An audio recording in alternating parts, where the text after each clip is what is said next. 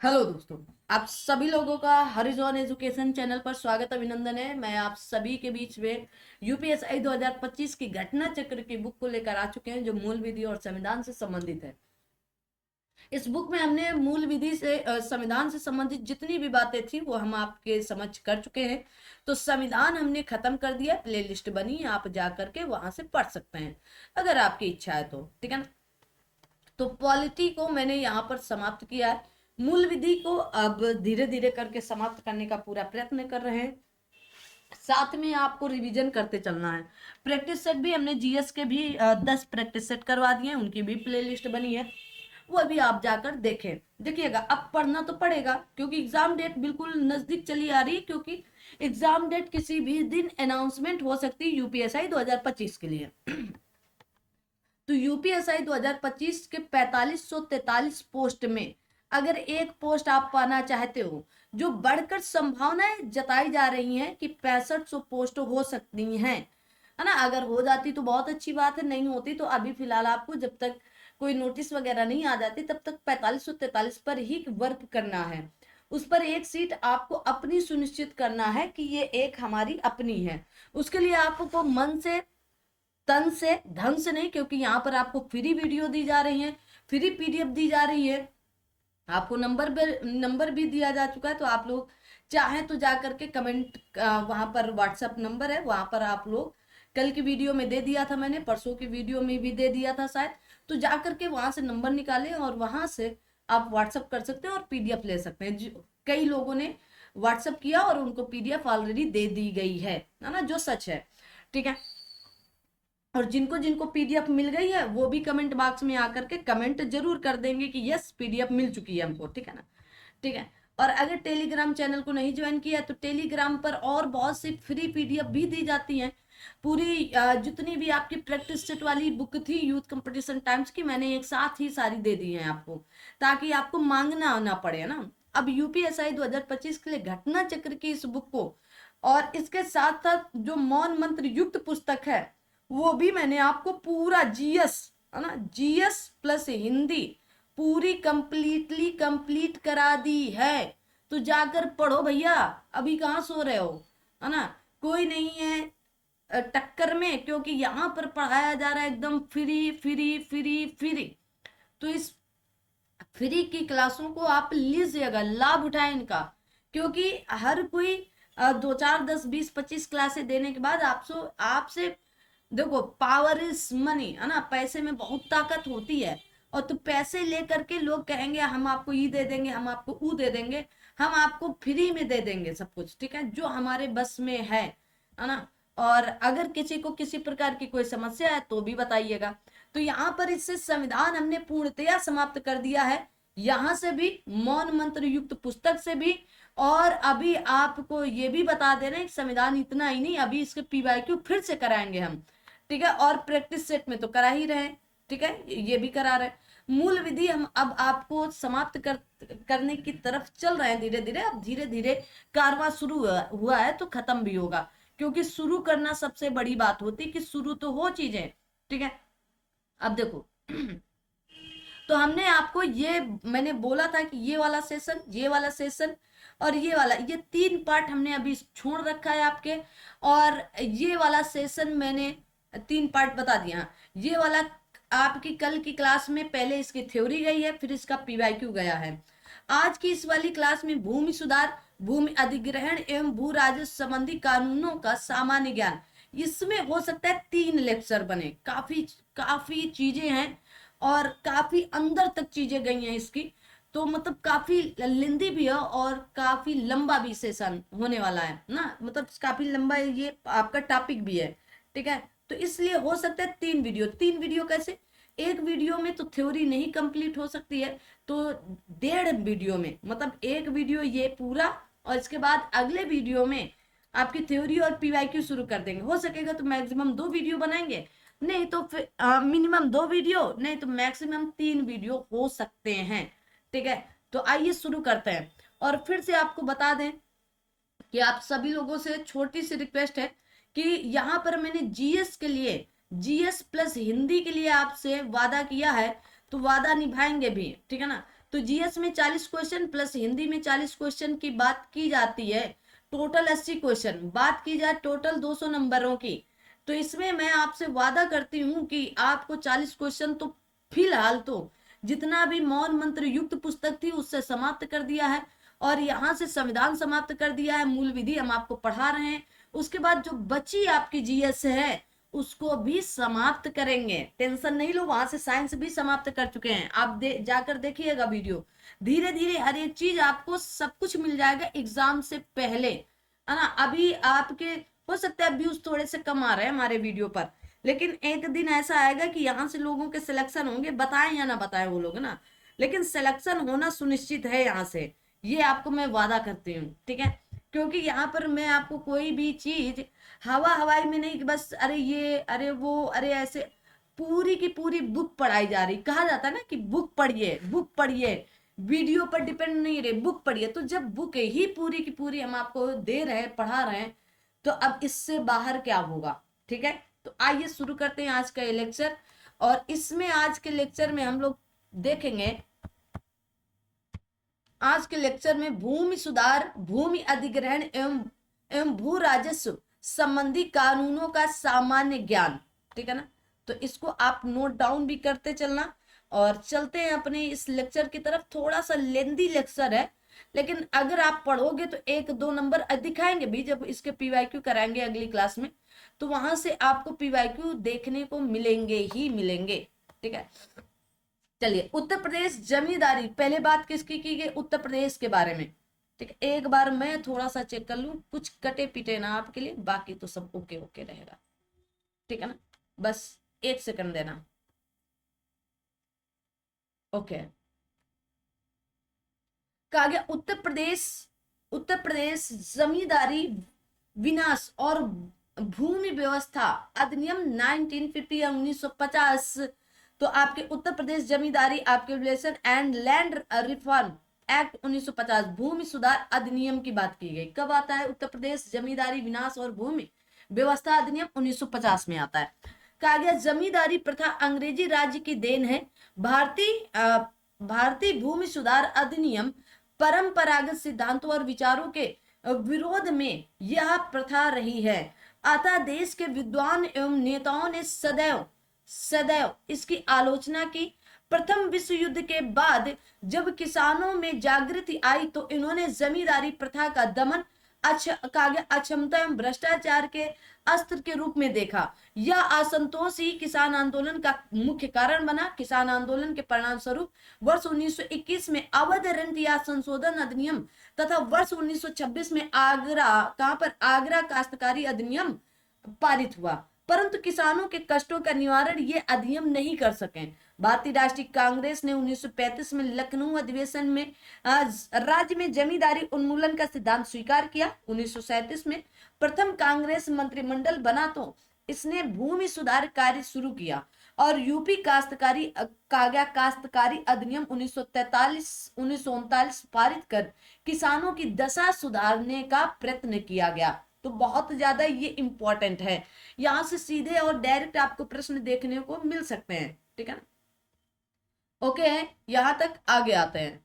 आगे कहा गया 8 अगस्त 1946 राज्य की भूमि विधि में एक स्मरणीय तिथि बनी रही, क्योंकि इसी दिन राज्य की विधानसभा ने उत्तर प्रदेश में जमींदारी उन्मूलन के सिद्धांत को स्वीकार कर यह प्रस्ताव पास किया। यह कहा गया यह विधानसभा इस प्रांत में जमींदारी प्रथा को कृषक और राज्य के बीच मध्यवर्तियों से युक्त है के उन्मूलन के सिद्धांतों को स्वीकार करती है तथा यह निश्चित करती है कि ऐसे मध्यवर्तियों के अधिकार कहा गया आपके उचित मुआवजा देकर अर्जित कर लिए जाए, और सरकार एक समिति की नियुक्ति करे जो इसे उद्देश्य के लिए योजना तैयार करे। क्या तैयार करे? योजना तैयार करे। तो आप देखेंगे कि यहां से बहुत अच्छे से क्वेश्चन बनाएगा यूपीएसआई। आगे आते हैं। आगे कहा गया कई अवस्थाओं से गुजरता हुआ यह विधेयक संशोधित रूप से 10 जनवरी 1951 को विधानसभा द्वारा और 16 जनवरी 1951 को विधान परिषद द्वारा पारित हुआ। 24 जनवरी 1951 को राष्ट्रपति ने इस अधिनियम पर अपनी स्वीकृति दी और 26 जनवरी 1951 को यह अधिनियम आपके भूमि विधि का भाग बन गया। अब आपको यहाँ पर विधानसभा, विधान परिषद शब्द आ रहे हैं किसके? यूपी के। तो यूपी के विधानसभा में कुल कितनी सीटें, कमेंट करना है। यूपी के विधान परिषद में कुल कितनी सीटें, कमेंट करना है, ठीक है ना। कितने राज्यों में विधान परिषद है वर्तमान में, विधान परिषद है वर्तमान में, ये भी कमेंट करना है। क्यों करना है? क्योंकि पढ़ा रखा है संविधान में, जब पढ़ाया है तो एक एक करके ट्रिक के माध्यम से भी पढ़ा रखा है। आगे आते हैं। देखो यूपीएसआई 2021 में ये प्रश्न पूछा गया कि भूमि की सीमाओं के निर्धारण और सीमांकन में समुद्री सीमाएं शामिल नहीं होती हैं। कौन सी सीमाएं शामिल नहीं होती? समुद्री सीमाएं। प्रश्न ये था कि भूमि की सीमाओं के निर्धारण में कौन कौन सी सीमाएं शामिल नहीं होती हैं। ऑप्शन में समुद्री सीमाएं और वगैरह वगैरह रही हैं, ठीक है, 2021 के पेपर का। आगे आते हैं, आगे देखेंगे। पहले आप थ्योरी पढ़ लो, फिर उसके बाद आप सभी के बीच में एक एक करके क्वेश्चन आंसर से बीच के आएंगे, तो उनको भी पढ़ना है, देखना है, ठीक है ना। तो पढ़ लीजिएगा अच्छे से, है ना, इधर उधर क्या ताक रहे हो ना, वीडियो चला करके अच्छे से पढ़िएगा, मन से पढ़िएगा, ठीक है। आगे आ जाते हैं। अब आप कहेंगे आपको कैसे पता? अरे हमको सब पता है ना। आप वीडियो तो इधर चल रहा है, मन तो इधर उधर लगा है, उनकी बातें सुन लें, इनकी बातें सुन लें। आगे कहा गया डिजिटल इंडिया, इसको क्या हो गया अभी से, आगे आता है, एक सेकंड बस देना। कहा गया डिजिटल इंडिया भूमि आपके आधुनिकीकरण कार्यक्रम, जिसे पूर्व में राष्ट्रीय भूमि अभिलेखक, क्या कहा जाए, राष्ट्रीय भूमि अभिलेख आधुनिकीकरण कार्यक्रम के नाम से जाना जाता था, को भूमि अभिलेखों के प्रबंधन के आधुनिकीकरण, भूमि संपत्ति विवाद की गुंजाइश को कम करने, भू अभिलेखों के रख रखाव प्रणाली में पारदर्शिता बढ़ाने के उद्देश्य से वर्ष 2008 में भारत सरकार द्वारा शुरू किया गया था। क्या? डिजिटल इंडिया भूमि आधुनिकीकरण कार्यक्रम। यूपीएसआई में ऑलरेडी पूछा जा चुका है। आगे बढ़ते हैं। आगे यह अधिनियम उत्तर प्रदेश जमींदारी विनाश एवं भूमि व्यवस्था अधिनियम 1950 कहलाता है। क्या कहलाता है? 1950। उत्तर प्रदेश जमींदारी उन्मूलन और भूमि सुधार अधिनियम वर्ष 1950 में पारित किया गया था। 2021 में 2 शिफ्टों में पूछा गया। आगे यह अधिनियम 26 जनवरी 1951 से लागू हो गया, हो सकता है इस बार आ जाए।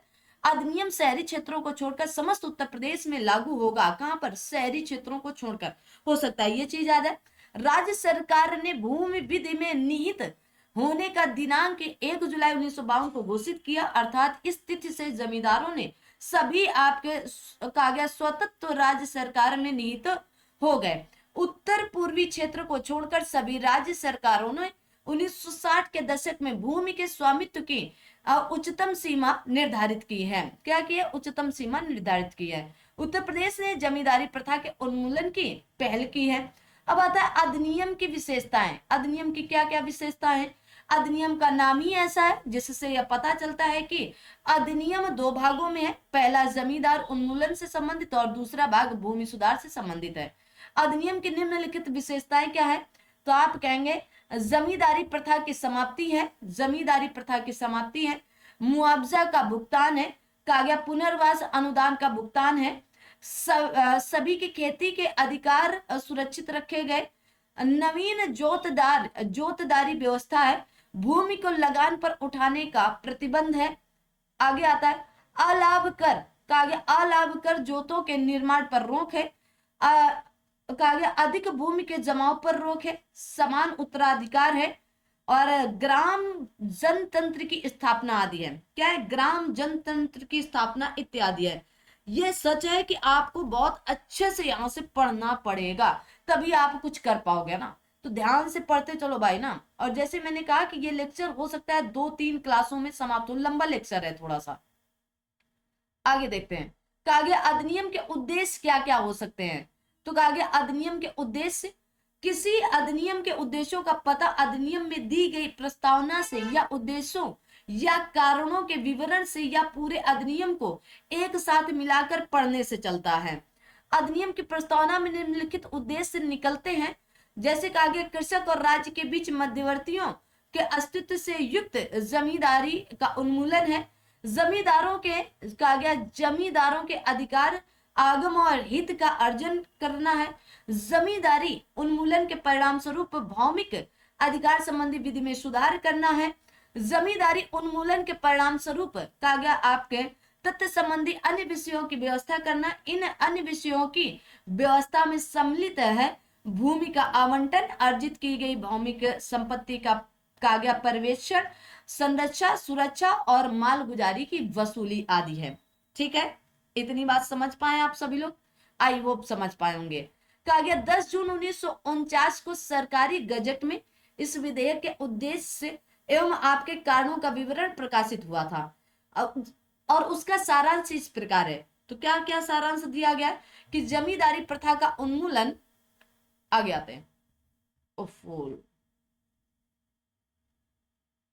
आगे कहा गया जमींदारी प्रथा का उन्मूलन करना, मुआवजा देकर जमींदारों के अधिकार आगम एवं में हित का अर्जन करना, साधारण एवं समरूप जोतदारी व्यवस्था स्थापित करना तथा चालू, क्लिष्ट व आपके भ्रामक जोतदारियों को समाप्त करना, कहा गया आपके सिकमी पर भूमि उठाने पर रोक, सहकारी खेती को प्रोत्साहन देना, गांव सभा में सामान्य उपयोगिता की सभी भूमियों को निहित करना और भूमि प्रबंधन, कहा गया आपके प्रबंधन या आपके प्रबंधनार्थ, कहा गया जो प्रबंधनार्थ होते हैं बृहद शक्तियां इसे सौंपना।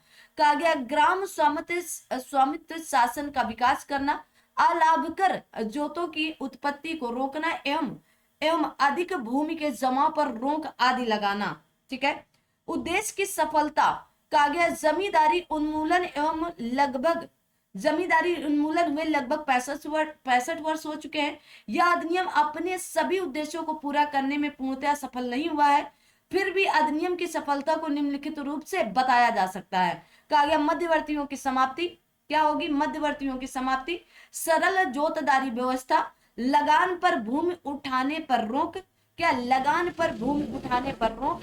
आगे आते हैं, आगे देखेंगे। सभी लोग सेशन को लाइक शेयर सब्सक्राइब भी करना। कहा गया भूमि के अधिक जमाव पर रोक, अलाभकर जोतों के निर्माण पर रोक, ग्राम, कहा गया स्वायत्त शासन का विकास, सहकारी कृषि को प्रोत्साहन देना। क्या? सहकारी कृषि को प्रोत्साहन देना।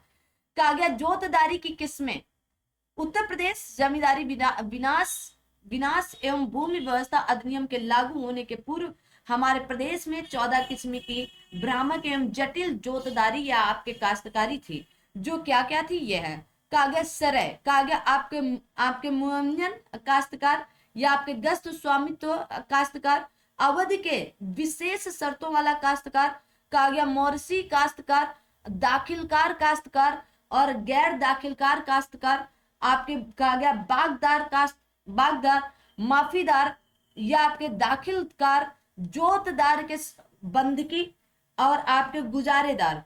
कहा गया सिकमी काश्तकार, सिर का काश्तकार, क्या सिर का काश्तकार और रियायती लगान वाला अनुग्रही। क्या? रियायती लगान वाला अनुग्रही। ठीक है, तो याद रखोगे क्या? आगे आते हैं।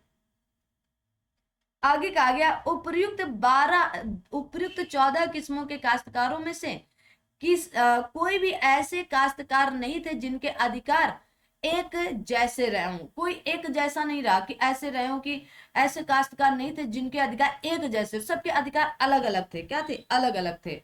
कुछ किस्म के जोतदारों को उच्च किस्म के अधिकार प्राप्त थे। क्या? अधिकार प्राप्त थे। कहा गया अधिकांश जोतदारों के अधिकार बहुत ही निम्न कोटि के थे तथा उनके अधिकार अस्थायी और आपके, कहा गया नॉन ट्रांसफरेबल थे। ठीक है ना, ट्रांसफरेबल थे। ठीक है, या इसी को कह सकते हैं आपके संक्रमण थे। ठीक है, आगे देखो। यह आवश्यक समझा गया कि वर्तमान में भ्रामक एवं जटिल अनेक जोतदारियों के स्थान पर एक सरल एवं एक रूप योजना रखी जाए। उत्तर प्रदेश जमींदारी विनाश एवं भूमि व्यवस्था अधिनियम 1950 ने जमींदारी उन्मूलन के साथ साथ इस प्राचीन जोतदारी की सब किस्मों को समाप्त कर दिया, जिनमें 4 श्रेणियों में बांटा गया। 4 श्रेणियों कहा गया आपके भूमिधर, सीरदार, आसीम तथा आपके आदिवासियों में। जिन जोतदारों के अधिकार उच्च किस्म के थे या जिन्हें आपके कहा गया संक्राम में या अधिकार प्राप्त थे, वे सब भूमिधर बन गए। क्या बन गए? भूमिधर बन गए। ठीक है, आगे आते हैं, आगे देखते हैं।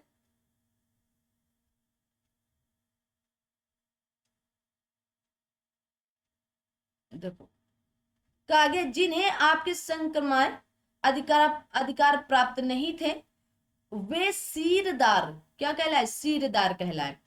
ऐसे जोतदार जो अस्थिर और अस्थायी खेती करने वाले थे या भूमि के जोतदार जिन्हें की स्थायी अधिकार नहीं दिया जा सकते, आसीम कहलाए। तो यहां पर आप समझ पा रहे हो कि उतने समय उन लोगों को क्या क्या कहा जाता था, कि इन्हें सीरदार कहा गया, कि इन्हें आपके आसामी कहा गया है ना। तो इसके बारे में यहाँ पर एक एक चीजें बताई गई हैं। कहा गया कुछ विशेष किस्म के काश्तकार थे जिन्हें भूमि में स्थायी अधिकार प्राप्त नहीं थे। जमींदार या आपके क्षेत्रपति की मर्जी पर जोतों या खेतों पर कब्जा रखते थे। ऐसे काश्तकार कहा गया बहुसंख्यक थे और वास्तव में काश्तकार थे। ऐसे बहुसंख्यक कृषकों के हितों की रक्षा करना आवश्यक समझते हुए उन्हें आदिवासी बना दिया गया। और इस वर्ग में सीर के काश्तकार कहा गया आपके सिक्किमी काश्तकार और आपके कहा गया दखीलकार या दखीलकार शामिल किए गए। क्या? दखीलकार शामिल किए गए। ठीक है, आगे बढ़ते हैं। आदिवासी जोतदार कहा गया आपके सीरदार से तुच्छ और आसामी से श्रेष्ठतर था, या एक अंतरकालीन किस्म थी जिन्हें अधिनियम के लागू होने के 5 वर्ष बाद समाप्त हो जाना था। कोई ना पढ़ता है ना पढ़ाता है इन चीजों को, तो आपको अगर पढ़ाया जा रहा है तो थोड़ा धैर्यता के साथ पढ़ लीजिएगा। अधिनियम बनाने वालों की मंशा यह थी कि आदिवासी जोतदार लगान का 15 गुना जमा करके भूमिधर बन सकते हैं। विधानमंडल ने परिपक्व समय अर्थात 5 वर्ष से पूर्व ही आदिवासी पर कृपा की और उत्तर प्रदेश भूमि सुधार संशोधन अधिनियम 1954 पारित किया। इसने सब आदिवासियों को कहा गया आपके सिरदारी अधिकार दे दिए और इस प्रकार आदिवासी सिरदार हो गए। क्या हो गए? सिरदार हो गए। ठीक है, आगे आता है। उत्तर प्रदेश कहा गया उत्तर प्रदेश भूमि संशोधन अधिनियम 1977, यह अधिनियम 28 जनवरी 1977 से लागू है। इस अधिनियम ने सभी सिरदारों को भूमिधर बना दिया और भूमिधर को 2 वर्गों में विभाजित कर दिया। पहला आपका था कि आपके संक्राय अधिकार वाला भूमिधर, ठीक है, और दूसरा असंक्रमण अधिकार वाला भूमिधर। तो अब पहले जो आसामी थे उन्हें वैसे ही रहने दिया गया, अतः 28 जनवरी 1977 से अब भूमि विधि में 3 प्रकार के जोतदार हो गए। कौन कौन? एक तो हो गए आपके संक्रमण अधिकार वाला भूमिधर, दूसरा असंक्रमण अधिकार वाला भूमिधर और तीसरा हो गया आपका आसामी। कौन हो चुका? आसामी। कहा गया आपके हलवाहे की भूमि या land to the tiller system प्रणाली के संबंध में निम्नलिखित कथन सत्य हैं। तो ये सत्य असत्य यहां से हो सकता है पूछ लिया जाए। कहा गया वास्तविक आपके हलवाहा या कृषक, हलवाहा मतलब कृषक ही होते हैं जो हल चलाते हैं। तो कहा गया आपके कल्टीवेटर का भी स्वामित्व होता है। किसका होता है? कल्टीवेटर का।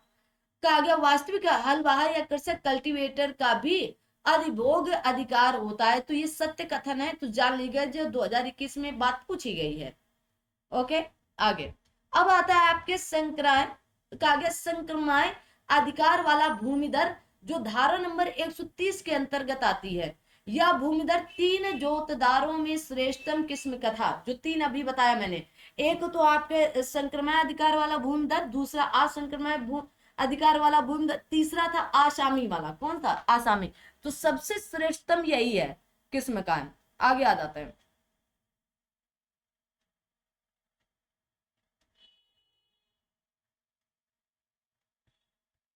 देखो, कहा गया भूमि में उसके अधिकार स्थायी वंशानुगामी या आपके संक्रमण हैं। इसके अधिकार भूतपूर्व आपके सरय अमुयन कहा गया आपका मुयन और काश्तकार जैसे हैं। अधिनियम की धारा 130 में ऐसे भूमिधर 3 तरह के दिए गए। कितने तरह के? 3 तरह के बताए गए हैं, ठीक है। तो दूसरा अब आता है असंक्रमण अधिकार वाला भूमिधर, जो धारा नंबर 131 के तहत बताया गया है, ठीक है। आ जाओ भाई। कहा गया वर्तमान भूमि विधि में ये दूसरा मुख्य जोरदार जोतदार है। भूमि में इसका कहा गया स्वतत्व या स्वतत्व स्थायी और वंशानुगामी है तो है, किंतु जैसा कि नाम से स्पष्ट है आपके संक्रमण नहीं है ये, ठीक है ना, असंक्रमण है, ठीक है। कहा गया अधिकार अधिनियम की धारा 131 तथा धारा 131 का में असंक्रमण अधिकार वाला भूमिधर 5 किस्मों का बताया गया। कितने? 5 किस्मों का। अब तीसरा आता है आपका आसामी, धारा नंबर 133 में इसको बताया गया। जोतदार की यह तुच्छ किस्म है और यह कृषकों के एक छोटे समूह के प्रति लागू होती है। आसामी के अधिकार वंशगत तो है परंतु अस्थायी या आपके संक्रमण नहीं है। जब कोई अक्षम भूमिधर अधिनियमानुसार अपनी भूमि किसी अन्य व्यक्ति को लगान पर देता है तो लगान पर लेने वाला ऐसा व्यक्ति आसामी, लगान जानते हो ना, लोग जैसे कुछ लोग बाहर रह रहे हैं तो वो अपनी खेती लगानी में रखाते हैं, लगान में रखाते हैं ना, गांव वाले ये भाषा समझते होंगे कि लगानी में रख के चले गए, 2 साल तक उनको दे दिया, उनको 2 साल का मतलब जैसे 50,000 में दे दिया, अब उसमें वो 50,000 रुपए दे देगा सामने वाला, अब उनको जो उगाना है वो उगाएंगे, लेकिन वो 2 साल तक हमारी खेती तो हम उधर हेरेंगे तक नहीं, ठीक है ना, हमारी खेती लेकिन हम हेर तक नहीं सकते क्योंकि हमने उसे लगानी में रख दिया है। कहा गया आसामी की हैसियत है, कहा गया आपके सिक्किमी काश्तकार या उप काश्तकार के समान होती है। धारा नंबर 132 कुछ ऐसी भूमियों का वर्णन करती है जिनमें भूमिधर अधिकारी प्राप्त नहीं किए जा सकते। ऐसी भूमि में किसी व्यक्ति या यदि दाखिला किया गया तो वह आसामी कहलाता है। क्या कहलाता है? आसामी कहलाता है। गांव सभा का आसामी नियम 176 का के अंतर्गत सीमित अवधि अधिकतम 5 वर्ष के लिए होता है। इसके बाद गांव सभा आसामी को पट्टे की भूमि से किसी भी समय कहा गया बेदखल कर सकती है। इस प्रकार आसामी गांव सभा आदि का आसामी होगा या वह किसी भूमिधर का आसामी होगा। वेरी इंपॉर्टेंट है। अधिनियम 4 किस्म के आसामी का वर्णन करती है। कितने? 4 किस्म के, ठीक है। अब आता है सरकारी पट्टेदार। क्या? सरकारी पट्टेदार धारा नंबर 133 के काम में इनकी चर्चा की गई है। वर्ष 1986 में उत्तर प्रदेश भूमि सुधार संशोधन अधिनियम द्वारा अधिनियम में नई धारा 131 का जोड़ी गई, जो कि चौथा जोतदार सरकारी पट्टेदार था। कहा गया सरकारी पट्टेदार को राज्य सरकार द्वारा प्रदान की गई भूमि को पट्टे की शर्तों एवं आपके प्रतिबंधों के अधीन धारण करना है। सरकारी पट्टेदार को भूमि में अन्य जोतदारों के समान भूमिधरी कहा गया आपका सीरदारी या आसामी के अधिकार प्राप्त नहीं होता। ऐसे जोतदार एवं अधिनियम के प्रावधान लागू नहीं होते, परंतु ऐसे पट्टेदारों को ग्राम सभा की भूमि की आवंटियों की भांति बेदखली के विरुद्ध संरक्षण प्रदान किया गया है। क्या किया गया? संरक्षण प्रदान किया गया, ठीक है। इतना याद रखोगे क्या? बोले याद कर लो अगर याद कर सकते हो तो, ठीक है। बाकी आते हैं आगे। बाकी क्या है? आगे आते हैं, आगे आ जाओ भाई। देखो पढ़ना तो पड़ेगा, थोड़ा थोड़ा पढ़ो, लेकिन इसीलिए हम थोड़ा थोड़ा पढ़ाएंगे। ये थोड़ा सा ट्रिकी टाइप का ये टॉपिक है, इसीलिए और बीच वाले टॉपिक भी मैंने इसीलिए छोड़े थे क्योंकि वो भी इसी तरह के कुछ है ना, तो थोड़ा थोड़ा इनको पढ़िए, नहीं पचा पाना मुश्किल ही नहीं नामुमकिन होगा। आगे भूमि जिनमें आपके भूमिधरी अधिकार प्राप्त नहीं होंगे, धारा 132 में बताया गया है। निम्नलिखित भूमिधरी अधिकार जोतदार को नहीं मिलेंगे बल्कि वह आसामी ही होगा। आसामी कौन थे? बता दिया एकदम, जो लगान वगैरह में खेती लेते हैं। भूमि प्रबंधक समिति या कोई अन्य प्राधिकारी अधिकारी इन भूमियों में किसी व्यक्ति का दाखिला आसामी के रूप में ही कर सकता है। ऐसी भूमि निम्नलिखित है। क्या है? जैसे चारागाह, ऐसी भूमि जिस पर पानी हो और जो सिंघाड़ा या दूसरी उपज पैदा करने के काम आती हो। ऐसी भूमि जो नदी के तल में हो और कभी कभी खेती के काम में आती हो। राज्य सरकार द्वारा गजट में अधिसूचना द्वारा निर्धारित कर दी गई अस्थिर या अस्थायी खेती के भूखंड हों। कहा गया आपके टोगिया रीत से वन चलाने की वन लगाने के लिए पद्धति हो। इसमें गांव सभा या स्थानीय निकाय की बाग भूमि हो। सार्वजनिक अभिप्राय के लिए कहा गया अर्पित अथवा अधिकृत भूमि आदि इसके अंतर्गत आती है। अब देखो कहा गया पट्टेदारी या पट्टे की भूमि और भूमि राजस्व के संबंध में कानून निर्मित कौन करेगा? या आपके निर्मिति का संवैधानिक अधिकार केवल राज्य सरकार, केवल शब्द जुड़ा है तो ये मत सोचना ये गलत हो जाए, केवल राज्य सरकार के पास होता है। जोतदारों के अधिकार कहा गया वर्तमान में भूमि विधि में जिन 3 जोतदारों के अधिकारों का वर्णन किया गया वे निम्न है। कौन कौन से हैं? तो ये आपके समझ है, आइए देखते हैं कि अगला है कहा गया यहाँ पर जोतदार के अधिकार। वर्तमान भूमि में 3 जोतदार के अधिकारों का वर्णन किया गया है जो निम्नलिखित है। क्या है? एक आपके कहा गया संक्रमण अधिकार वाला भूमिधर, एक असंक्रमण और एक है आपके आसामी। ठीक है, वही बात अब वापसी में आ गई है। तो पहला क्या बताया गया? अब देखो अब इसमें थोड़ा थोड़ा सा आपको समझना पड़ेगा। 3 जोतदारों में संक्रमण अधिकार वाले भूमिधर के अधिकार सर्वश्रेष्ठ हैं। पहले भी बता दिया, इनके अधिकार आपके संक्रमण स्थायी या कहा गया आपके परमानेंट तथा वंशानुगामी होते हैं। क्या? वंशानुगामी होते हैं। कहा गया संक्रमण अधिकार वाले भूमिधर के अधिकार निम्नलिखित होते हैं। भूमि का उपयोग कर सकते हैं, घोषणा पाने का अधिकार, आपके कहा गया अंतरण का अधिकार है, विनिमय करने का अधिकार है। ठीक है ना, और विनिमय करने का, वसीयत करने का अधिकार, विभाजन करने का अधिकार है। ठीक है, बेदखल ना होने का भी अधिकार है इसमें। ठीक है ना, क्या है? बेदखल ना होने का भी अधिकार प्राप्त है। आगे आते हैं, 1 घंटे की लगभग क्लास बनाएंगे हम आपको आपके लिए, ताकि ये भारी ना पड़े, क्योंकि चीजें लंबी हैं तो इसलिए 3 क्लासें लगभग लग जाएंगी। 2 क्लास में थ्योरी और 1 क्लास में क्वेश्चन आंसर। अब आता है भूमि का उपयोग। इस भूमिधर को अपनी जोत की भूमि पर अकेले कब्जा का अधिकार होता है। वह उस भूमि का उपयोग किसी भी प्रयोजन के लिए कर सकता है। इस अधिकार पर प्रतिबंध कहा गया आपके 12 से 1/2 एकड़ से अधिक भूमि का उपयोग कृषि आदि कार्यों के लिए ही किया जा सकता है। इंपॉर्टेंट बात है। कहा गया धारा 187 का कलेक्टर को यह शक्ति प्रदान करती है कि वह भूमिधर की ऐसी भूमि जो लगातार 3 वर्ष तक कृषि, बागवानी, पशुपालन जिसमें मत्स्य पालन या कुक्कुट पालन भी सम्मिलित है के उपयोग में न लगाई गई हो और जिसका क्षेत्रफल 12.5 एकड़ से अधिक हो, पट्टे पर दे सकता है। किसी भूमिधर को अपनी भूमि में से खनिज निकलवाने या निकालने का अधिकार नहीं होता है। ठीक है ना। कहा गया दूसरी बात, घोषणा पाने का अधिकार धारा नंबर 143 में दिया गया। जब कोई संक्रमण अधिकार वाला भूमिधर अपनी जोत या उसके किसी भाग को कृषि, बागवानी या पशुपालन जिसमें मत्स्य पालन या कुक्कुट पालन भी सम्मिलित है से संबंधित किसी प्रयोजन के लिए प्रयुक्त नहीं करता है, तो कहा गया आपके परगना अधिकारी स्वतः या आवेदन पर इस आशय की घोषणा कर सकता है। घोषणा मिल जाने पर उक्त भूमि का उत्तराधिकारी विरासत उस भूमिधर के कहा गया आपके व्यक्तिगत कानून या पर्सनल लॉ से शासित होगा। क्या होगा? शासित होगा। इस धारा के उपबंध में आपके संक्रमण अधिकार वाले भूमिधर को भूमि के उपयोग पर कोई प्रतिबंध नहीं है। यह आवश्यक नहीं है कि आपके आकृषीय या नॉन एग्रीकल्चरल भूमि आदि के उपयोग के लिए वह घोषणा प्राप्त करे। ये आवश्यक नहीं है। वह बिना घोषणा प्राप्त किए ही अपनी भूमि का उपयोग निवास, उद्योग आदि उपयोगों के लिए कर सकता है।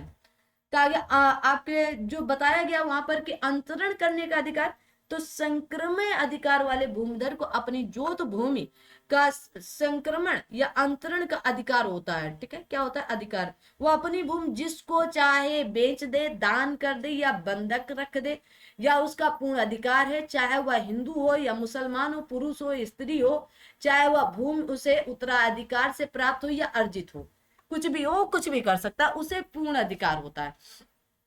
अब कहा गया संक्रमण अधिकार वाले भूमि के संक्रमण संक्रमण अधिकार पर प्रतिबंध क्या है, तो आपके 12.5 एकड़ पर प्रतिबंध आपके धारा 154 लगाती है।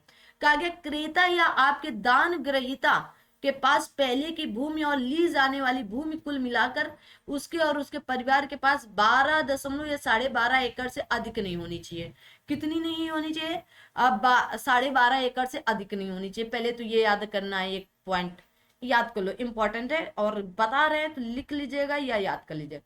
अब आता है विदेशी नागरिक द्वारा भूमि के अर्जन पर रोक क्यों है भाई? कि आगे कोई विदेशी नागरिक राज्य सरकार की लिखित पूर्व अनुमति के बिना ना कोई भूमि खरीद सकता है, ना तो दान में ले सकता है। इस नियम का उल्लंघन अंतरण को शून्य बना देगा। क्या बना देगा? शून्य बना देगा। अनुसूचित जाति के भूमि अंतरण पर प्रतिबंध क्यों है?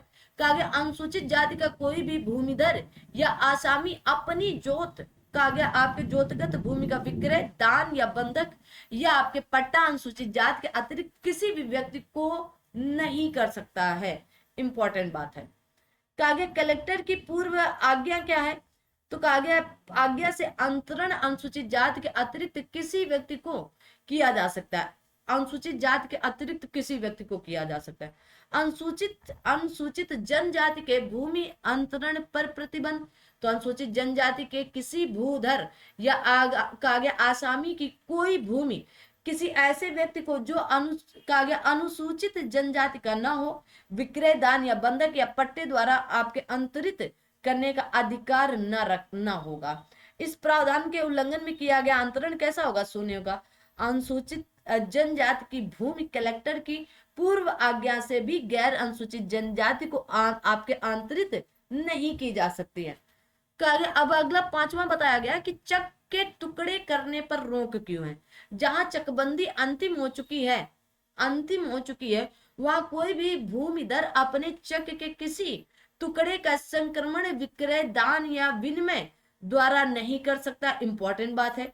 चक के टुकड़े का विक्रय, दान या विनिमय ऐसे जोतदार से कर सकता है जिसका कोई प्लाट उक्त टुकड़े से सटा हुआ हो तभी कर सकता है। इस नियम के उल्लंघन में किया गया अंतरण आपका शून्य घोषित कर दिया जाए। आगे आता है भोग बंधक पर रोक, धारा नंबर 155 लगाती है। किस पर? भोग बंधक पर रोक। कोई भी भूमिधर अपनी कहा गया जोतगत भूमि का ऐसा बंधक न कर सकेगा जिसमें बंधकी को भूमि का कब्जा कर दिया जाए। अधिनियम कहा गया भोग बंधक और सशर्त विक्रय बंधक को मना करता है। अतः भूमिधर अपनी जोतगत भूमि का केवल साधारण बंधक ही कर सकता है। आगे आता है भूमि के पट्टे पर रोक, धारा 156 और 57 लगाती है। तो जमींदारी प्रथा फिर से ना उठ खड़ी हो, इसको रोकने के लिए केवल ऐसे लोगों को अपनी भूमि लगान पर उठाने का अधिकार दिया जाए जो असमर्थ हो। क्या हो? असमर्थ हो। ठीक है। धारा 156 के अनुसार कोई भी भूमिधर और आगामी अपनी जोतगत भूमि को किसी भी अवधि के लिए पट्टे पर नहीं दे सकता है। अपवाद स्वरूप निम्नलिखित को दिया भी जा सकता है। किसको दिया जा सकता है? अपवाद स्वरूप है, क्योंकि हर जगह अपवाद जरूर है, जिससे क्या होता है लोग इसका लाभ उठा लेते हैं कि अपवाद के तौर पर है तो हम तो इसको ले ही सकते हैं। क्या अपवाद है देखते हैं। पहला कहा गया कि कृषि, बागवानी या पशुपालन शिक्षा से संबंधित स्वीकृत शिक्षा संस्थान को दिया जा सकता है जब वह स्वयं धारा 157 में वर्णित अक्षम व्यक्ति हो। ठीक है। क्या हो? अक्षम व्यक्ति हो।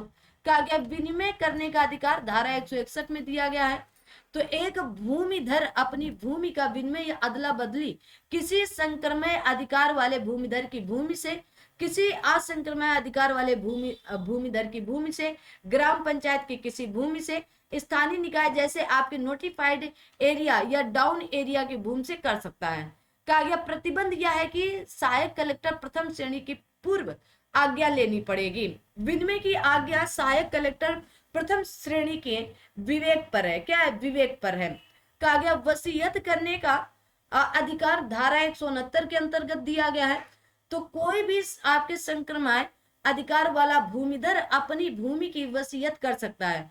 वसीयत पूरे खाते को खाते का हो सकता है या उसके किसी भाग का भी हो सकता है। वसीयत लिखित होना चाहिए। कैसा होना चाहिए? लिखित होना चाहिए। या दो व्यक्तियों द्वारा आपके साक्षीकृत होना चाहिए। कितने? दो व्यक्तियों के द्वारा। वसीयत को पंजीकृत होना चाहिए। संशोधन अधिनियम 2004 के लागू हो जाने के पश्चात भूमि, कृषि भूमि संबंधी वसीयत साक्षीकृत एवं बगैर रजिस्ट्री वे दिनांक 23/8/2004 के उपरांत प्रभावहीन है तथा कानून की दृष्टि से शून्य भी है। विभाजन का अधिकार धारा 176 और 77 में दिया गया। भूमिधर अपने खाते की भूमि का बंटवारा हेतु या अपने खाते की भूमियों का बंटवारा कराने के लिए मुकदमा दायर कर सकते हैं। ऐसे कागज हर एक मुकदमे के लिए कागज संबंध गांव सभा को पक्षकार बनाया जाएगा। राजस्व न्यायालय या माल अदालत में सहायक कलेक्टर प्रथम श्रेणी के यहाँ वाद प्रस्तुत किया जाएगा। बेदखल न होने का अधिकार धारा 199 के अंतर्गत आता है। कोई भी भूमिधर अपने जोत से बेदखल नहीं हो सकता है। ठीक है, यह बात अलग है कि एक भूमिधर मालगुजारी न दे और मालगुजारी की वसूली में उसकी भूमिधर भूमि बेच दी जाए, किंतु वह बेदखली नहीं मानी जाएगी। अब आता है आपका असंक्रमण या आपके असंक्रमण अधिकार वाले भूमिधर के अधिकार। यह अधिनियम के अंतर्गत आपके असंक्रमण अधिकार वाले भूमिधर के अधिकार निम्नलिखित है। क्या है इनके अधिकार? अब इनके अधिकारों को भी समझना होगा। पहला बताया गया कि भूमि का उपयोग, तो कहा गया असंक्रमण अधिकार वाले भूमिधर को अपनी जोत का एकांतिक, क्या कहा गया यहाँ पर? एकांतिक अधिकार।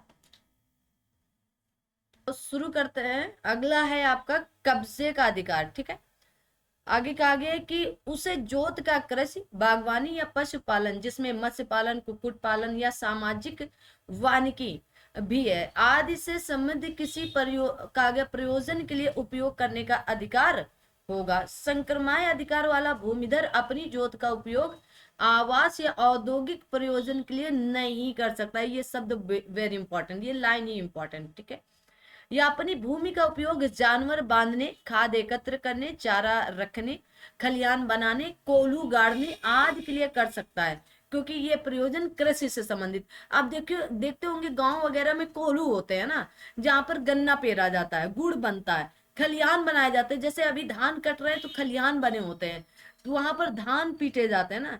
चारा रखना, जैसे पैरा निकल रहा है, धान कूटे जाएंगे तो पैरा निकलेगा ना। कुछ लोग वहां पर खाद एकत्र कर देते हैं ना, खेतों में डालने के लिए, लंबी खेती है, या बहुत से लोगों का एक जगह टीन रखा कर बनवा लेते हैं, तो खाद एकत्र करने का भी संबंधित हो सकता है। आगे आता है कि विनिमय करने का अधिकार है कि नहीं। तो आपके संक्रमण अधिकार वाले भूमिधर की तरह सभी अधिकार होंगे, इसमें भी सीधी सी बात बता दी गई। अगर आपने संक्रमण अधिकार वाले जो ऊपर अभी पढ़ाया अच्छे से पढ़े तो यहाँ पर भी वही है। विभाजन करने का अधिकार तो सेम वही अधिकार होंगे जो संक्रमण अधिकार वाले क्षेत्र में था। संक्रमण संबंधी अधिकार, अब यहाँ पर कहा गया कि असंक्रमण अधिकार वाले भूमिधर का आपके स्वत्व संक्रमण नहीं है, तो यहाँ पर उसके साथ नहीं है, लेकिन स्थायी एवं वंशानुगामी होगा। क्या होगा? वंशानुगामी। समस्त असंक्रमण अधिकार वाले भूमिधर के हितों की सुरक्षा एवं आपके सामान अंतरण का अधिकार प्रदान करने हेतु तो सरकार द्वारा उत्तर प्रदेश जमींदारी उन्मूलन एवं कृषि सुधार संशोधन अधिनियम 1955 द्वारा धारा 133 खा जोड़ी गई। क्या जोड़ी गई? धारा 131 खा जोड़ा गया। क्या जोड़ी गई? धारा 131 खा। ठीक है ना, तो याद रखना। तो धारा 131 खा में क्या है?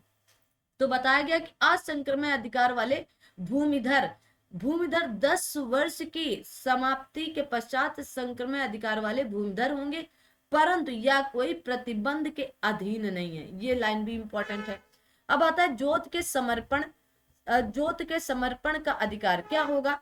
कहा गया असंक्रमण अधिकार वाले भूमिधर का यह अधिकार है कि वह अपनी जोत या किसी भाग का समर्पण कर दे, का अर्थ है इस्तीफा देना या भूमि से अधिकार छोड़ देना। अब आता है आसामी अधिकार। तीसरा आ चुका है आपका ना, आसामी के अधिकार।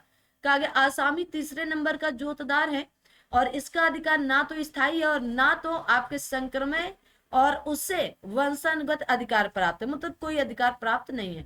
वास्तव में राज्य में सबसे कम भूमि आसामी जोतदार के पास है और आसामी के कुछ अधिकार हैं, जैसे भूमि का उपयोग धारा 146 के अंतर्गत बताया कहा गया, अधिनियम के प्रावधान के अधीन रहते हुए आसामी को अपनी अपनी जोतगत भूमि पर अकेले कब्जा का अधिकार है। क्या? अकेले कब्जे का अधिकार होता है। आगे देखो सेशन को, तब तक आप सभी लोग लाइक शेयर सब्सक्राइब करेंगे और सभी लोग जुड़ते चलेंगे ना। और ये बहुत लेंदी टॉपिक है, तो इसलिए थोड़ा थोड़ा पढ़ाया जाएगा ताकि आपके भेजे में जा भी सके, है ना। तो आप सभी लोग ध्यान से इसे पढ़ना। आगे आता है, वह अपनी भूमि को कृषि, बागानी, पशुपालन जिसमें मत्स्य पालन, कुक्कुट पालन भी है, से संबंधित किसी भी प्रयोजन के लिए प्रयोग कर सकता है। इंपॉर्टेंट बात है। इस धारा के उल्लंघन के परिणाम स्वरूप क्या क्या होंगे? निम्न होंगे, जैसे बेदखली। कहा गया यदि आसामी भूमि का उपयोग कृषि, बागानी, पशुपालन जिसमें मत्स्य पालन, कुक्कुट पालन भी आता है के अलावा किसी अन्य प्रयोजन के लिए करता है तो यह क्षेत्र कहा गया क्षेत्रपत या भूमिधर के वाद पर बेदखल हो जाएगा। इंपॉर्टेंट बात है, ऐसे ही प्रश्न उठाकर पूछ लिए जाते हैं। ठीक है। अब आगे आता है परित्याग। यदि कोई आसामी जोतगत भूमि का उपयोग निरंतर 2 फसली वर्षों तक कृषि, बागवानी या पशुपालन के प्रयोजनार्थ नहीं करता है तो उसकी भूमि आपके परित्यक्त समझी जाएगी। इंपॉर्टेंट बात है, आप याद कर सकते हो। अब आता है पट्टा पर भूमि उठाने का अधिकार क्या होता है। तो सामान्यतः आसामी अपनी भूमि का पट्टा नहीं कर सकता है क्योंकि इनकी भूमि नहीं होती है। धारा 157 के अंतर्गत अक्षम आसामी अपनी जोत का पट्टा कर सकता है। अब आता है समर्पण करने या इस्तीफा देने का अधिकार। तो आसामी अपनी जोतगत भूमि का इस्तीफा दे सकता है और समर्पण इस्तीफा संपूर्ण जोत का होना चाहिए। किसी अंश का समर्पण प्रभावशाली नहीं माना जाएगा या नहीं होगा। चौथा है आपके कहा गया स्वत्व समाप्ति या बेदखली पर मौजूदा फसल आदि को हटा लेने का अधिकार क्या होगा। तो इसके बारे में देखते हैं। आइए चलिए तो आगे देखते हैं। कहा गया जब कोई आसामी अपनी जोत से बेदखल हो जाएगा या उसके स्वतंत्र कहा गया समाप्त हो जाएंगे तो उसे अधिकार है कि वह अपनी जोत में विद्यमान खड़ी फसल, वृक्ष या निर्माणों को हटा ले। कहा गया आपके डिक्री का निष्पादन करने वाला न्यायालय खड़ी फसल और पेड़ों आदि का मूल्यांकन करेंगे कि कैसे क्या है, हटाना चाहिए कि नहीं, और अगर इसका नुकसान ज्यादा हो रहा है तो हो सकता है उसका निर्णय बदला जा सके। अब आता है आपका बेदखली, अतिक्रमणी की बेदखली। कहा गया ये धारा 209 में यह प्रावधान करती कि जब कोई व्यक्ति आपके कहा गया तत्समय प्रचलित विधि के प्रावधान के खिलाफ किसी भूमि पर कब्जा कर ले या बनाए रखे रहें और यह कब्जा का बनाए रखना कहा गया आपके तत्संबंधी जोतदार की बिना सहमत के है तो वह भूमिधर की भूमि से भूमिधर के वाद पर, आसामी की भूमि के वाद पर तथा आपके ग्राम पंचायत की भूमि से ग्राम पंचायत के वाद पर बेदखल किया जा सकेगा और क्षतिपूर्ति का भी देनदार होगा। आगे आते हैं। कहा गया ग्राम पंचायत की भूमि से बेदखली तो भूमि प्रबंधक समिति ग्राम पंचायत की विशेष कार्यकारिणी होती है। इंपॉर्टेंट चीज है ये। आगे देखो, अच्छा इधर आते हैं, नीचे आते हैं ना। 2 दिन में तो केवल इसका थ्योरी खत्म होगा, ये बात सच है।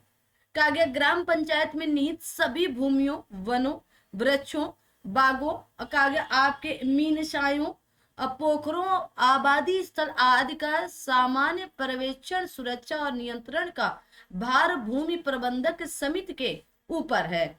जब कोई अतिक्रमणी ग्राम पंचायत की भूमि पर कब्जा कर ले तो भूमि प्रबंधक समिति संपत्ति की क्षति और गबन के आधार पर क्षतिपूर्ति वसूली की और भूमि के कब्जे की प्राप्ति हेतु तुरंत कार्यवाही करेगी। कहा गया आपके असंक्रमय अधिकार वाले भूमिधर की बेदखली, असंक्रमय अधिकार वाले भूमिधर की बेदखली सहायक कलेक्टर द्वारा किया जा सकता है। यह बेदखल अंतरण के आधार पर होगा। सार्वजनिक उपयोग की भूमि से भी उसे बेदखल किया जा सकेगा। अब आगे आता है आसामी की बेदखली। यदि आसामी इस अधिनियम के प्रावधानों के खिलाफ अपनी जोत या उसके किसी भाग का अंतरण करे, ठीक है, अपनी जोत का उपयोग कृषि, बागवानी, पशुपालन, जिसमें मत्स्य पालन, कुक्कुट पालन भी शामिल है, से संबंधित प्रयोजनों के अलावा अन्य किसी प्रयोजन के लिए करे। ठीक है, आगे आता है आपकी टोगिया भूमि का आसामी यदि भूमि का उपयोग आपकी कृषि फसल उगाने के अलावा किसी अन्य प्रयोजन के लिए करें, यदि आसामी के विरुद्ध बकाया लगान की आपकी काया डिक्टी हो गई है, तो उसने डिक्री में दी गई धनराशि की अदायगी नहीं की है, तो यह आपकी डिक्री बेदखली द्वारा निष्पादित की जा सकती है। अब आगे आता है ग्राम पंचायत तथा भूमि प्रबंधक समिति। 1 जुलाई 1992 को 1 जुलाई 1952 को जमींदारी की समाप्ति हुई और उस समय गांव में पहले से 2 संस्थाएं गांव सभा और ग्राम पंचायत स्थापित थी और काम कर रही थी, और इन दोनों संस्थानों की स्थापना यूपी पंचायत राज अधिनियम 1947 के अंतर्गत हुई थी। जिन गांवों की आबादी 250 या उससे अधिक थी, ऐसे सभी गांवों में गांव सभा थी। गांव सभा की कार्यकारिणी समिति को गांव पंचायत कहते हैं। जिन गांवों की आबादी 250 से कम थी, उन्हें 2 या 2 से अधिक गांवों को मिलाकर एक ग्राम सभा बनाई गई और अधिक आबादी वाले गांव के नाम से गांव सभा का नाम रखा गया। उत्तर प्रदेश जमींदारी विनाश एवं भूमि व्यवस्था अधिनियम द्वारा गांव में दो और संस्थाओं की स्थापना हुई, जिसे गांव समाज और आपके भूमि प्रबंधक समिति कहा जाता है। बहुत ध्यान से यहाँ पर बातों को समझना, क्योंकि यहीं से प्रश्न उठाकर धीरे से पूछ लिया जाता है। जब पीवाईक्यू कराएंगे इसका, तब आपको चीजें समझ में आएंगी, क्योंकि इसके पीवाईक्यू 120 प्लस हैं और उससे भी ज्यादा हमको लग रहा है ना। आगे आता है, कहा गया प्रत्येक गांव के लिए एक गांव समाज की स्थापना की गई और इस गांव समाज की कार्यकारिणी को भूमि प्रबंधक समिति का नाम दिया गया। गांव सभा में जितने गांव थे उतनी ही गांव समाज की स्थापना हुई और उतने ही भूमि प्रबंधक समिति की। कहा गया जमींदारी उन्मूलन पर जमींदारी संपत्ति राज्य सरकार में निहित हो गई, जिसे राज्य सरकार ने गांव समाज में निहित कर दिया। उत्तर प्रदेश क्षेत्र समिति एवं जिला परिषद अधिनियम 1961 द्वारा गांव समाज को समाप्त कर दिया गया और गांव समाज में निहित भूमि गांव सभा में निहित हो गई। गांव सभा की तरफ से कहा गया आपके निहित भूमि का सामान्य अधीक्षण, प्रबंध, संरक्षण और नियंत्रण का भार भूमि प्रबंधक समिति को कहा गया सुपुर्द किया गया है। अब आता है ग्राम सभा। 22 अप्रैल 1994 से पूर्व की स्थापना बताई गई, मतलब बारे में बताया जा रहा है। तो ग्राम सभा की स्थापना राज्य सरकार प्रत्येक गांव या गांव समूह के लिए गांव सभा की स्थापना करेगी। जिन गांवों की आबादी कम से कम 250 थी, ऐसे गांवों में गांव सभा की स्थापना की गई। प्रत्येक गांव को एक विधिक कानूनी व्यक्ति माना गया जिनकी आयु 18 वर्ष या उससे अधिक थी और उनका नाम गांव सभा की मतदाता सूची में दर्ज है। वे सभी गांव सभा के सदस्य समझे गए। ठीक है, याद रखना। गांव सभा 22 अप्रैल 1994 से, ठीक है, उत्तर प्रदेश से पंचायत राज विधि संशोधन अधिनियम 1994 जो कि 22 अप्रैल 1994 से प्रभावी हुआ। जैसे हम लोग पूछते हैं कि पंचायती राज व्यवस्था कब से लागू हुई है, तो आप कहते हैं 24 अप्रैल 1993 से, ठीक है ना, 1993। ध्यान से सुनना, तो ये हमारे उत्तर प्रदेश की बात नहीं है, ये सबसे पहले मध्य प्रदेश में लागू हुई थी। पंचायती राज व्यवस्था संवैधानिक दर्जा जब दिया गया था तब की बात। लेकिन उत्तर प्रदेश में 22 जुलाई 1994 से ये प्रभावी हुई ने गांव कहा गया ग्राम सभा की हैसियत को काफी तब्दील कर दिया। गांव सभा का नाम अब ग्राम सभा हो गया है। पहले ग्राम सभा एक सामान्य निकाय थी और इसकी कार्यकारिणी का नाम ग्राम पंचायत अब ग्राम पंचायत है। पहले गांव पंचायत हुआ करती थी, अब ग्राम पंचायत है। अब ग्राम पंचायत स्वयं में विधिक व्यक्ति है जो सामान्य निकाय है और साथ साथ आपकी कार्यकारिणी भी है। वर्तमान में ग्राम सभा के विधिक व्यक्तित्व को समाप्त कर ग्राम पंचायत को विधिक व्यक्तित्व प्रदान किया गया है। कहा गया आपके एवं मुकदमे में जहां ग्राम सभा का नाम था, अब वहां ग्राम पंचायत का नाम होगा। क्या होगा? ग्राम पंचायत का नाम। जो संपत्ति ग्राम सभा में निहित थी उन्हें ग्राम पंचायत में निहित कर दिया गया। ग्राम पंचायत के लिए न्यूनतम संख्या 250 से बढ़कर 1000 कर दिया गया। कितना? 1000 कर दिया गया। आगे देखते हैं। सेशन को लाइक शेयर सब्सक्राइब करना आपकी ऑन ड्यूटी है। आगे कहा गया ग्राम पंचायत की प्रति वर्ष 2 सामान्य बैठकें होंगी। एक खरीफ फसल काटने के तुरंत पश्चात, जिसे खरीफ बैठक कहा जाता है, और दूसरी रबी फसल काटने के पश्चात, जिसे रबी फसल या रबी बैठक कहा जाएगा। इनकी अध्यक्षता संबंधित ग्राम पंचायत के प्रधान द्वारा की जाएगी। किसके? ग्राम पंचायत के प्रधान के द्वारा की जाएगी। अब खरीफ फसल के अंतर्गत कौन कौन सी फसलें आती हैं, निम्न या प्रमुख, वो बताओगे, और रबी फसल के अंतर्गत प्रमुख फसलों के नाम बताओगी। तो कितनी कितनी? 4 फसलों के आप लोग कमेंट बॉक्स में नाम लिखोगे, खरीफ फसल और रबी फसल। अब आता है ग्राम पंचायत। कहा गया उत्तर प्रदेश पंचायत राज विधि संशोधन अधिनियम 1994 द्वारा संशोधित उत्तर प्रदेश पंचायत राज अधिनियम की धारा 12 में ग्राम पंचायत के बारे में दिया गया है, जो इस प्रकार है। कहा गया प्रत्येक पंचायत क्षेत्र के लिए उस पंचायत क्षेत्र के नाम पर एक ग्राम पंचायत स्थापित की जाएगी। सीधी सी बात है। प्रत्येक ग्राम पंचायत एक कहा गया निगमित निकाय होगी, ये भी सीधी सी बात। किसी ग्राम पंचायत में एक प्रावधान और किसी ग्राम पंचायत क्षेत्र की स्थिति में उनकी जनसंख्या कुछ इस प्रकार होगी। कैसे? 1000 होने पर 9 सदस्य चुने जाएंगे, 1000 से अधिक और 2000 तक होने पर 11 सदस्य, 2000 से अधिक किंतु 3000 तक होने पर 13 सदस्य, 3000 से अधिक हो तो 15 सदस्य होंगे। कितने? 15 सदस्य। इस प्रकार ग्राम पंचायत 9, 11, 13, 15 सदस्य होते हैं। ग्राम पंचायत अपनी प्रथम बैठक 5 वर्ष तक बनी रहती है। अपनी प्रथम बैठक से कितने वर्ष तक? 5 वर्ष तक बनी रहती हैं।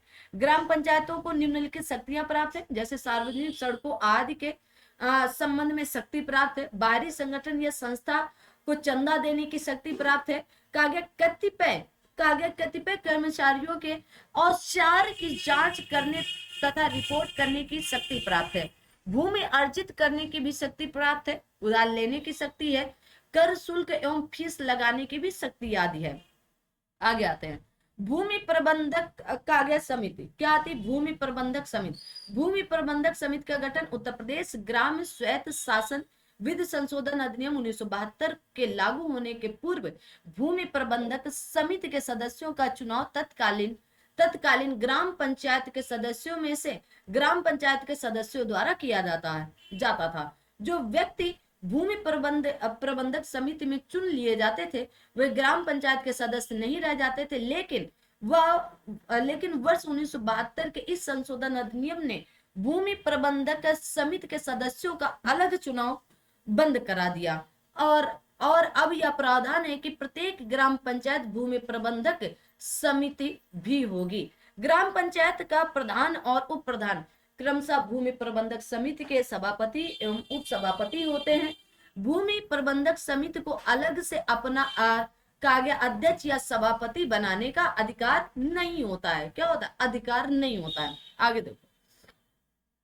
आगे देखेंगे। अरे हाँ, थक जा रहे हो क्या भाई? सेशन को लाइक करते चलो। एक व्यक्ति जो ग्राम सभा का प्रधान है वही ग्राम पंचायत का प्रधान होता है, और वही भूमि प्रबंधक समिति का सभापति या अध्यक्ष होता है। अतः गांव की तीनों संस्थाओं ग्राम सभा, ग्राम पंचायत, भूमि प्रबंधक समिति में आसानी से मेल स्थापित रहता है। ग्राम पंचायत का लेखपाल पदेन कहा गया भूमि प्रबंधक समिति का मंत्री सेक्रेटरी होता है, और इस प्रकार कानून ने ग्राम पंचायत और भूमि प्रबंधक समिति को अलग अलग कर दिया है। दोनों का प्रमुख एक व्यक्ति है, किंतु दोनों संस्थाओं के मंत्री सेक्रेटरी अलग अलग होते हैं।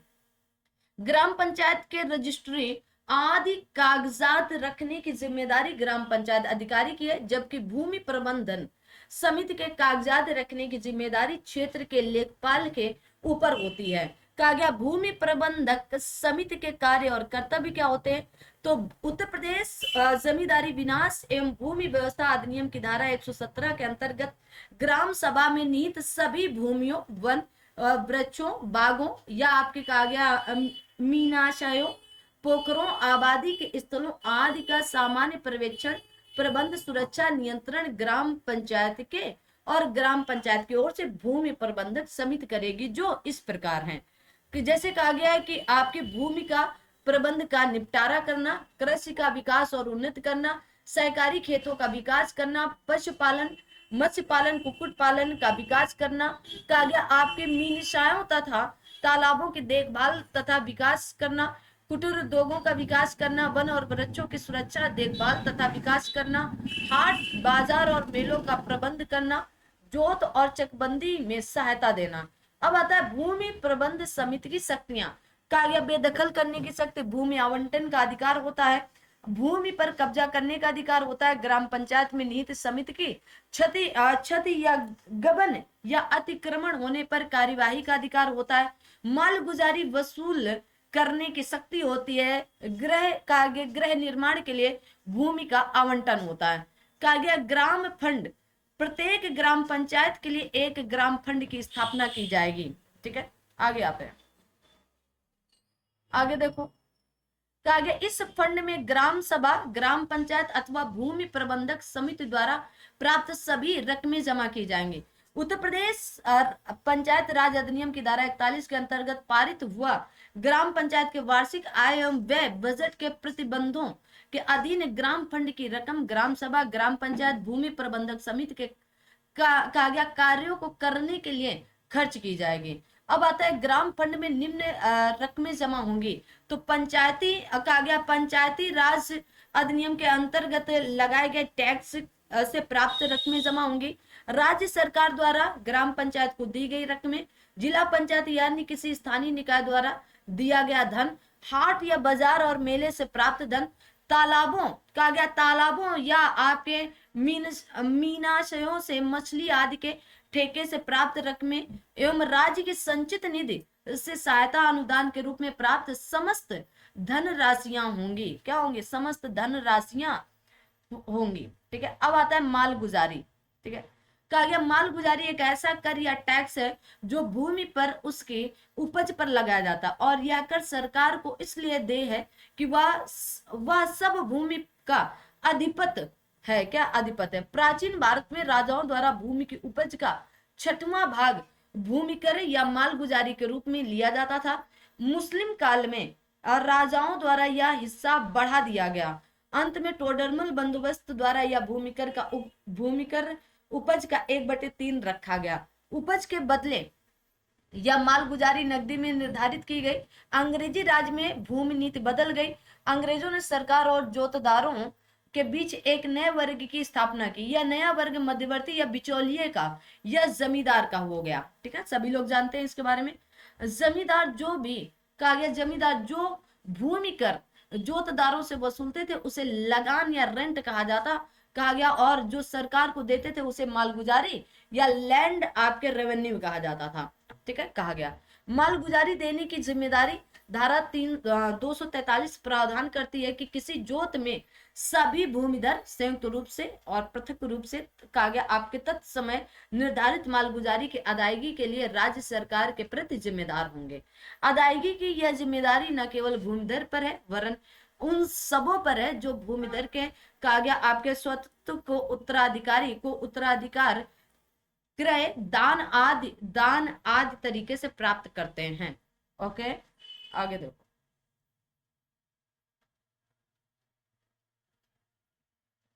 आगे आते हैं,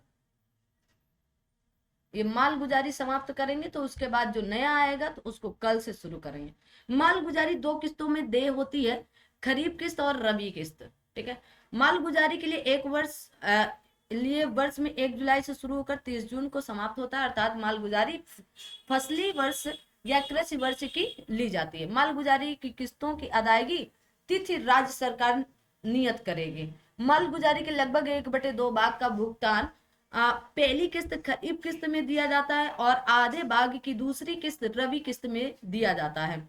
जो मालगुजारी या उसकी किस्त नियत दिनांक पर या उसके पहले देने से रह जाएगी वह मालगुजारी का बकाया हो जाएगी और उसके देनदार व्यक्ति कहा गया आपके बकायेदार हो जाएंगे। ठीक है, तहसीलदार द्वारा प्रमाणित हिसाब का लेखा इस बात का आपके निश्चायक साक्ष्य होगा कि अमुक व्यक्ति के पास मालगुजारी बकाया है। मालगुजारी की वसूली का दायित्व राज्य सरकार पर है। जिले की मालगुजारी वसूली की जिम्मेदारी कलेक्टर पर है। किस पर है? कलेक्टर पर है। जिले की प्रत्येक तहसील का तहसीलदार अपनी तहसील की मालगुजारी की वसूली के लिए जिम्मेदार है। मालगुजारी की वसूली प्रत्येक तहसील में नियुक्त अमीन द्वारा की जाती है। अमीनों का कागज प्रवेक्षण नायब तहसीलदार और तहसीलदार द्वारा होता है। यदि अमीन को दी गई रकम अमीन द्वारा गबन कर ली जाती है तो जोतदार मालगुजारी को फिर से देने के लिए दायी नहीं होगा। जोतदार अपनी देय मालगुजारी को तहसील में भी जमा कर सकते हैं। फिर आता है श्रीमती सुशीला देवी बनाम उत्तर प्रदेश सरकार एवं अन्य 1996 या 1904 में सर्वोच्च न्यायालय ने निर्धारित किया कि बकाया राजस्व की वसूली हमेशा जीवित जोतदार से होनी चाहिए। मृत व्यक्ति के विरुद्ध वसूली के नोटिस जारी नहीं की जा सकती है। ठीक है। मालगुजारी का बंदोबस्त कहा गया किसी भूमि के संबंध में सरकार को दे मालगुजारी के समय समय पर निश्चित किए जाने को मालगुजारी का बंदोबस्त कहते हैं। जब किसी क्षेत्र में बंदोबस्त की कार्यवाही की जाती है तो उसके प्रत्येक जोतदार द्वारा दे मालगुजारी की धनराशि एक निश्चित अवधि के लिए तय की जाती है। ओके, आगे आते हैं। अब देखो क्या है, अब आता है बंदोबस्त की अवधि। अधिनियम के प्रारंभ में 20 वर्ष तक के बाद किसी समय राज्य सरकार किसी जिले या उसके भाग की मालगुजारी का बंदोबस्त करने का निर्देश दे सकती थी। ठीक है, तो क्या कर सकती थी? आगे आपके दिया गया पहले वाले बंदोबस्त को मूल बंदोबस्त कहा जाता है। इस बंदोबस्त की अवधि 20 वर्ष थी। कितनी? 20 वर्ष की होगी। राज्य सरकार मूल बंदोबस्त से 20 वर्ष की अवधि के बाद किसी समय किसी जिले या उसके भाग की मालगुजारी के नए बंदोबस्त का निर्देश कर सकती है। दूसरे बंदोबस्त को कहा गया पुनरीक्षण बंदोबस्त की संज्ञा दी जाती है। कहा गया आपके उप पंजीयक तालुका स्तर पर उसके साथ पंजीकृत प्रत्येक दस्तावेज की प्रतियों को रखता है। पश्चिम बंगाल में चाय बागानों तथा आपके कुक्कुट पालन केंद्रों को भूमि सुधार अधिनियम के प्रतिबंधों से छूट दी गई है। यूपीएसआई पूछ चुका है। विधि के अनुसार देश का कोई भी किसान गुजरात राज्य में कृषि भूमि खरीद सकता है। यूपीएसआई पूछ चुका है। संयुक्त प्रांत का गया राजस्व अधिकारी का गया विनियमन वर्ष 1803 में पारित किया गया था। कब? 1803 में। सभी बंजर भूमि तथा खाली भूमि का सार्वभौमिक भूस्वामी सरकार को कहा जाता है। किसको? सरकार को। 2021 में पूछा गया। अब आगे का जो टॉपिक है वो भूमि अर्जन, कहा गया आपके पुनर्वासन और पुनर्स्थापन या पुनर्व्यवस्थापन में उचित प्रतिकर और पारदर्शिता अधिकार अधिनियम 2013। तो इसके बारे में अगले वीडियो में, क्योंकि अभी लंबा चलेगा, तो अगले वीडियो में देखते हैं। और फिर भूमि अधिग्रहण अधिनियम, उसके बारे में हम लोग अगले वीडियो में पढ़ेंगे। ठीक है ना। तो 1 घंटे की लगभग ये क्लास हो चुकी है ऑलरेडी। और साथ में आप सभी लोग अपने दोस्त मित्र तक इस सेशनों को शेयर करेंगे और आप भी कमेंट करके बताओगे कि आपको ये सेशन कैसे लगे, है ना। थोड़ा सा लेंदी है इसलिए छोटा बना रहे हैं, बाकी कोई कारण नहीं है कि छोटा वीडियो देने का, कि 1 घंटे का ही दें, क्योंकि आपको समझ में भी आना चाहिए। क्योंकि 1 घंटे भी आप पढ़ लेंगे तो आपके समझ से परे थोड़ा सा हो जाएगा। ऐसा सब्जेक्ट ही है या ऐसा टॉपिक ही है।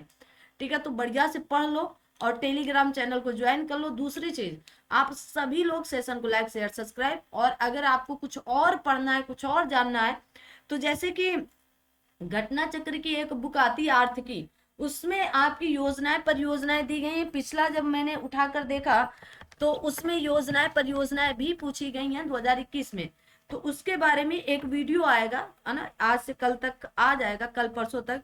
तो बनाने का प्रयास कर रहे हैं, तो उसको भी आप सभी लोग देख लीजिएगा। ठीक है ना, क्योंकि वो भी 1 घंटे प्लस का ही वीडियो लगभग बनेगा। ठीक है, जब हम उसमें सारी चीजें मोटी मोटी बात करेंगे तब।